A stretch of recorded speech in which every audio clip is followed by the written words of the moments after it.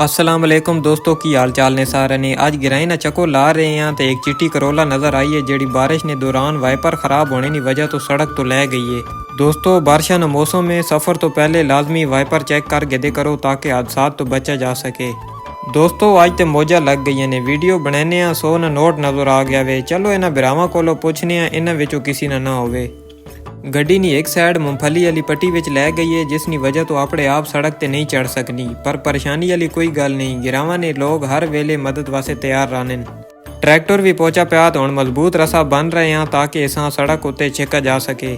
Tractor अपना जोर ला देता वे ते ए वेखो आहिस्ता आहिस्ता गड्डी मिट्टी विचों निकल के पक्की सड़क ते आ रही है। नाल असां भी थोड़ा बहुत जोर लाना पोसी ताकि गड्डी आसानी नाल रोड उत्ते वापस आ वंजे। अल्हम्दुलिल्लाह गड्डी बिल्कुल सही सलामत उत्ते आ गई है। लाइट बंपर न कोई खास नुकसान नहीं होया। गिरावां विच एक दूए नी मदद करना ही असल मज़ा वे। अगर वीडियो चंगी लगी होवे ते लाइक ते फॉलो ज़रूर करियो।